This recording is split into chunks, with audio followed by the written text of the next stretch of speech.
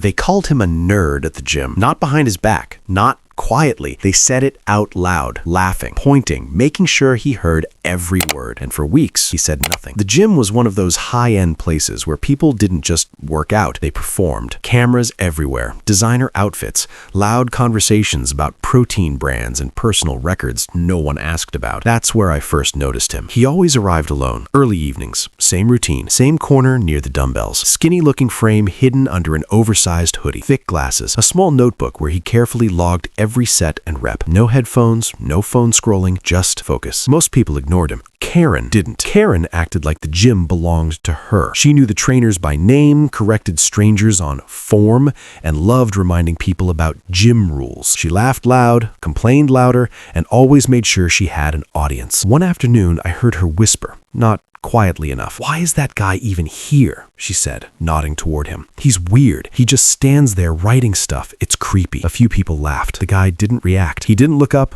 He didn't defend himself. He just finished his set, wiped the bar, and wrote something in his notebook. That silence bothered Karen. Over the next few days, she escalated, complained to staff, claimed he was staring, claimed he made her uncomfortable. Funny thing was, every camera showed the same thing. Head down, focused, zero interaction. But Karen loved the attention, loved being the victim. Then the champ showed up. Everyone knew him. Local lifting competitions, big social media following, loud confidence, always surrounded by people. Karen immediately attached herself to him like a spotlight. One evening, while the nerd was warming up nearby, Karen laughed and said loudly, "Honestly, why do gyms even allow people like that?" She glanced at the champ. "Bet he can't even bench half of what you lift." The champ smirked. A few people laughed. The room felt uncomfortable, but no one spoke up. That's when the nerd stood up. Not angry, not rushed, calm. He walked over slowly and said just one sentence. "Want a lift?" The gym went silent. Karen burst out laughing.